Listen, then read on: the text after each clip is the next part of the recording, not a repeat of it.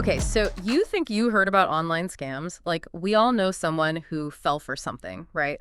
Clicked a sketchy link, maybe shared their password with the IT department. Oh, absolutely. But this is different. Get ready to have your minds blown because what we're diving into today is NXT level. We're talking pig butchering, and it is not your grandma's phishing email. Yeah, you're not exaggerating. This is not like your usual phishing attempt. The Yeah. level of sophistication we're seeing now, it's unsettling, even for someone like me. And I deal with this stuff all the time. So before we get into the nitty-gritty, give us the lowdown. What exactly is pig butchering, and why should we even care? Okay, so picture this. You're scrolling through your messages, right? And someone pops up on your radar. They're charming, they're funny, they seem genuinely interested in getting to know you. Over time, things get deeper, conversations more frequent. Maybe you even share some personal details, start thinking, hey, this could be something real. It's like that classic line, you had me at hello, but instead of a charming rom-com lead, it's a scammer behind a screen. Exactly. And that's the insidious part of pig butchering. It all comes down to trust. They invest weeks, even months, nurturing this relationship, making you feel special, understood, hence the name, like a farmer carefully raising a pig. Okay, so they've buttered you up, you're feeling all warm and fuzzy. That's when they go in for the kill. Precisely. Once that trust is established, bam, they hit you with the investment opportunity. Could be anything, cryptocurrency, real estate, some can't-miss business venture. They might even show off their own fake profits as proof. But here's the truly scary part. These criminal groups, they're not just relying on charm and smooth-talking anymore. They're using cutting-edge tech to amplify their scams, making them incredibly convincing and very, very hard to detect. So they've basically gone high-tech, like Silicon Valley level tech, but for scamming people. You got it. Artificial intelligence, deepfakes, malware, you name it, if it can be used to deceive and manipulate, they're probably using it. And get this, the UNODC, the United Nations Office on Drugs and Crime, they estimate pig butchering scams have already cost victims a staggering $75 billion globally. That's billion with a B. This isn't just a few bad apples. This is a whole rotten orchard. It's clear we need to unpack this, and fast. Let's start with AI. I mean, are we saying instead of some smooth-talking con artist, it's basically algorithms working for them now? In a way, yeah. See, creating these believable identities is crucial for these scammers, especially since they often run multiple scams at the same time. That's where AI comes in. We're talking incredibly convincing fake profiles. Social media, dating apps, professional networking sites, even those find your perfect match quizzes. So AI is basically crafting the perfect mask, making these scammers appear as your ideal friend, lover, business partner, whatever it takes. No wonder people are falling for it. Exactly. And it goes beyond just a static profile. Think about it. You can usually spot a fake message, right? Grammar's off, the tone is robotic, AI is eliminating those telltale signs. These programs can generate personalized messages, even in multiple languages, so the scam feels hyper-realistic and targeted directly at you. That's both impressive and incredibly disturbing. So even if something feels a bit off, it could just be some really, really good AI at work. And we're just getting started. The UNODC report also found something particularly unsettling. These groups are using AI to craft incredibly realistic job offers. Job offers. So they're not just going after your wallet, they're trying to lure you into the criminal underworld itself. Talk about adding insult to injury. It's a cunning recruitment tactic. Imagine you think you've landed your dream job only to find yourself trapped in this criminal operation, forced to scam others.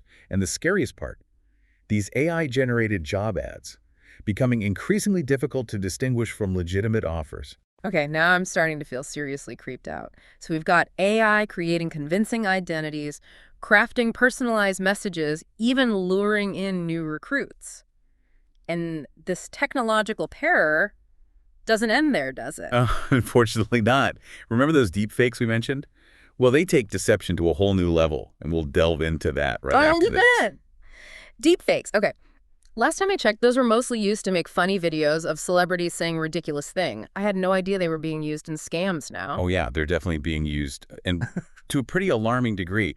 Remember how we were talking about AI being used to create those really convincing online identities? Right. Well, deepfakes take it a step further by putting a face, a very realistic-looking face, to that identity. Wait, so they're using this technology on, like, video calls now? Exactly.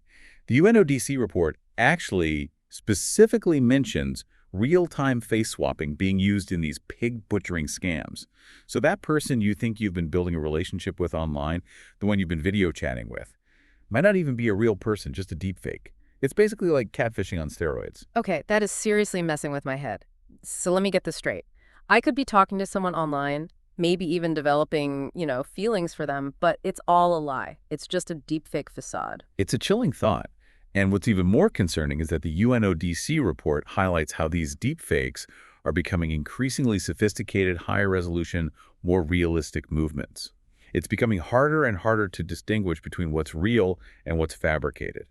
This whole deepfake thing, this is bigger than just online scams, isn't it? This feels like it has the potential to erode trust in like any online interaction. How can you believe anything you see online if anyone can just wear someone else's face? Yeah, you hit the nail on the head. This technology has serious implications far beyond just, scamming. It can potentially undermine trust in everything from online dating to business deals to political discourse. But to bring it back to pig butchering, the UNODC also noted a connection between the rise of deepfakes and romance scams, particularly in West Africa. So this isn't just a technological problem, it's a human problem being amplified by technology. Okay, so let's recap for a second. We've got AI crafting these really convincing identities, personalized messages, deep fakes, making those identities come to life on video. And we haven't even touched on like the actual methods they're using to get their hands on people's money. And that's where the, I guess, more traditional tech comes into play, things like malware, crypto drainers, malicious smart contracts. All right, lay it on me. What other terrifying tech do they have up their sleeves? Let's start with crypto drainers, as they tie in directly with the investment angle often used in pig butchering scams. So imagine, right, you're totally convinced by this charming online persona who you may now even believe you've seen on video, and they urge you to invest in like a promising new cryptocurrency or platform. Which, knowing my luck, would probably be called something like a Rocket Kitten Moon Coin or something like Right. this. You think you're making a smart investment. You don't realize that the platform is actually a cleverly disguised piece of malware designed to drain your crypto wallets. One click, and poof, your savings are gone. And these aren't small amounts we're talking about. A recent report from the firm Scam Sniffer found that malicious ads linked to crypto drainers stole an estimated $59 million from over 63,000 victims worldwide in a single campaign. Okay, that's just evil genius. But are these crypto drainers the only malware that they're using? Because it sounds like they've got a whole arsenal at their disposal. Oh, absolutely.